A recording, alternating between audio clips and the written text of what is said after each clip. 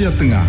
Inilah Radio Republik Indonesia Bau-Bau dengan Warta Kepton, berita seputar Kepulauan Buton. Jadi masing-masing klaster berbeda nilai bantuannya. Terus kan di situ juga masing-masing klaster ada yang memiliki embrio usaha. Jadi mereka yang mempunyai embrio usaha lain juga bantuannya. Juga kami berharap juga bahwa ada loncatan dari pemerintah daerah untuk cepat melindungi yang diduga cagar budaya tadi agar tidak dirusak oleh mereka yang berpikir kepentingan sesaat. Selamat pagi dari kawasan Limbowolio, kami sampaikan pokok-pokok berita. Sebanyak 109 pelayanan kesejahteraan sosial di Kabupaten Buton Selatan menerima bantuan atensi dari Kementerian Sosial. DPRD Sultra meminta kabupaten kota melakukan loncatan menginventarisir seluruh benda-benda yang diduga sebagai cagar budaya agar terjaga kelestariannya. Inilah Warta Kepton pagi, selengkapnya hari ini Senin 13 Mei 2024 bersama saya Waode Sabaria.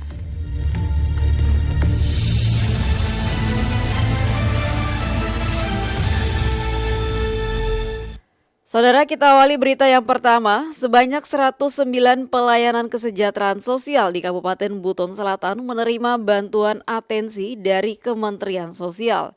Selengkapnya reporter RRI Bau-Bau, Waode Nurliani melaporkan. Setelah proses asesmen akhir Februari lalu, sebanyak 109 pemerlu pelayanan kesejahteraan sosial atau PPKS di Kabupaten Buton Selatan akhirnya tuntas menerima bantuan asistensi rehabilitasi sosial atau atensi dari Sentral Mewai Kendari. Total bantuan atensi yang masuk di Buton Selatan sebesar 212 juta rupiah terbagi dalam 5 klaster, diantaranya klaster anak, penyandang disabilitas, lanjut usia, keluarga rentan, serta korban bencana dan kedaruratan. Proses penyaluran bantuan telah tuntas pekan kedua, terakhir 7 Mei lewat PT Pos Indonesia Cabang Buton Selatan. Kepala Bidang Rehabilitasi Sosial Dinas Sosial Buton Selatan, Haryadi, mengatakan nilai bantuan pada masing-masing klaster yang diterima penerima manfaat berbeda-beda, mulai dari 1,6 juta rupiah hingga 3 juta untuk penerima yang memiliki embrio usaha.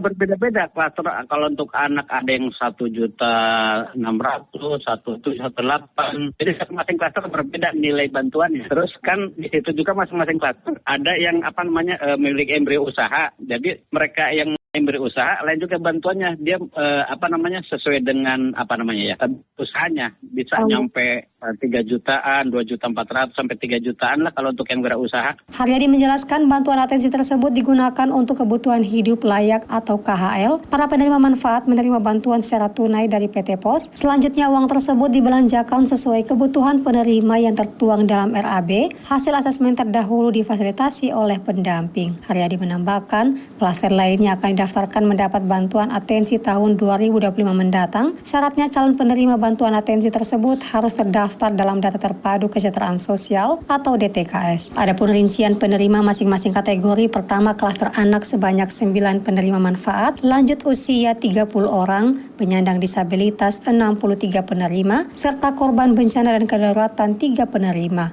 Waode Nurliani, reporter Bau-Bau melaporkan.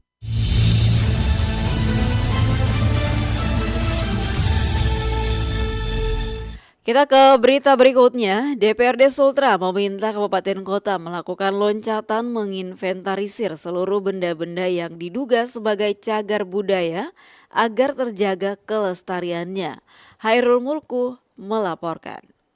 Kita terlambat menetapkan, akhirnya ada pihak lain yang kemudian menjarah misalnya atau mengelola daerah itu untuk kegiatan lain, misalnya untuk kegiatan pembangunan misalnya atau kegiatan penambangan dan lain sebagainya. Dewan Perwakilan Rakyat Provinsi Sulawesi Tenggara Sultra meminta pemerintah daerah segera menginventarisir seluruh warisan budaya tak benda maupun cagar budaya yang ada di setiap kabupaten kota. Anggota DPRD Provinsi Sultra, Fajar Ishak, menyebutkan lahirnya 2 peraturan daerah Perda Provinsi Sultra nomor 3 tahun 2023 tentang pelestarian dan pemajuan warisan budaya tak benda dan Perda Provinsi Sultra nomor 4 tahun 2023 tentang pelestarian cagar budaya dapat menjadi titik loncatan bagi daerah untuk memberikan perlindungan sehingga tetap terjaga kelestariannya. Juga kami berharap juga bahwa ada loncatan dari pemerintah daerah untuk cepat melindungi yang diduga cagar budaya tadi agar tidak dirusak oleh mereka yang berpikir kepentingan kepentingan sesaat gitu. Misalnya tiba-tiba kita tahu bahwa di suatu kawasan itu ada warisan cagar budaya kita, ada warisan luhur dalam bentuk cagar budaya misalnya. Tapi kita terlambat menetapkan, akhirnya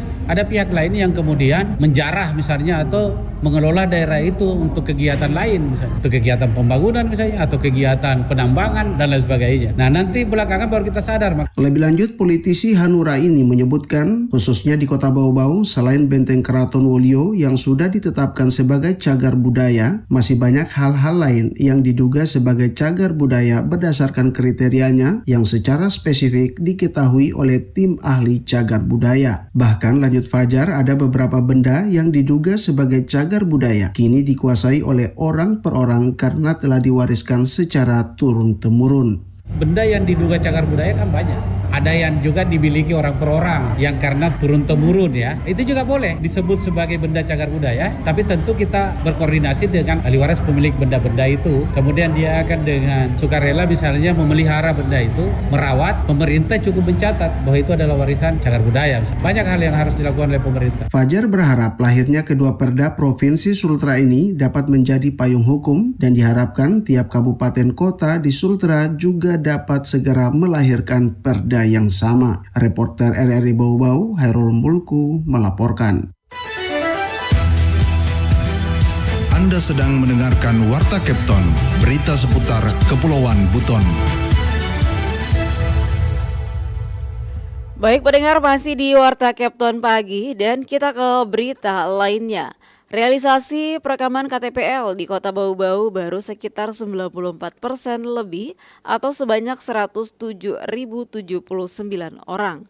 Mengenai hal itu, Afriansa melaporkan. Terus terang kami di Kota Bau-Bau dari data terakhir yang ada baru 94% ternyata kami. Realisasi perekaman KTP elektronik di Kota Bau-Bau baru sekitar 94% lebih atau sebanyak 107.079 orang dari total wajib KTPL sebanyak 112.947 orang.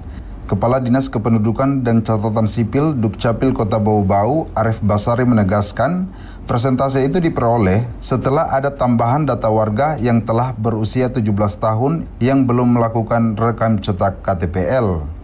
Terus terang kami di Kota Bau-Bau dari data terakhir yang ada baru 94% ternyata kami. Setelah data dibersihkan, setelah muncul lagi data yang sudah 17 tahun ke atas ini yang belum rekam cetak. Kan ini fluktuatif kalau kita punya data kami ini. Jadi baru 94, jadi kita kejar sekitar 5% lebih.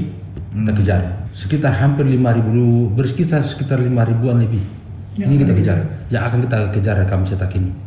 Untuk mempercepat rekam cetak KTPL, Dukcapil Bau-Bau akan melakukan jemput bola di semua sekolah menengah atas atau SMA mulai tanggal 13 Mei 2024. Setelah itu, kata Arif, pihaknya akan melakukan jemput bola di 43 kelurahan sekota Bau-Bau.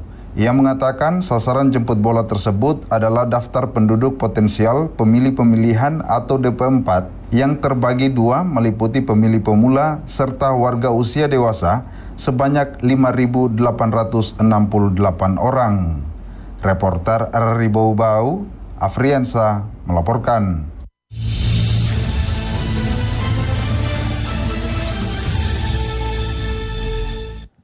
Kita ke berita yang terakhir. Kota Bau-Bau akan kedatangan kapal Angkatan Laut atau KAL tipe 28 sebagai wujud dukungan pembangunan pangkalan Angkatan Laut Lanal di Negeri Seribu Benteng. Komandan Pangkalan TNI AL dan Lanal Kendari, Kolonel Laut IGD Dharma Yoga, saat kunjungannya ke Kota Bau-Bau menyebutkan Kota Bau-Bau akan memiliki Lanal tipe D yang akan dipimpin oleh Panglima berpangkat Mayor dengan kekuatan 40 personil. Ia juga menjelaskan pembangunan Lanal di Bau-Bau diproyeksikan tahun 2025 bersamaan dengan usulan rencana kerja dan anggaran Kementerian Negara atau Lembaga RKA KL tahun 2025 Lanal Kendari ke pemerintah pusat. Diketahui kapal Angkatan Laut 28 meter memiliki beberapa keunggulan, diantaranya memiliki 1 unit meriam 20 mm dan 2 unit meriam 12,7 mm dan mampu beroperasi di berbagai medan dan cuaca. KAL 28 ini mampu memenuhi berbagai misi operasi, baik infiltrasi, eksfiltrasi maupun misi SAR secara sangat baik. Kapal jenis ini sangat cocok untuk di perairan sempit seperti di selat, bahkan bisa masuk ke sungai sehingga dinilai efektif dalam operasi keamanan laut.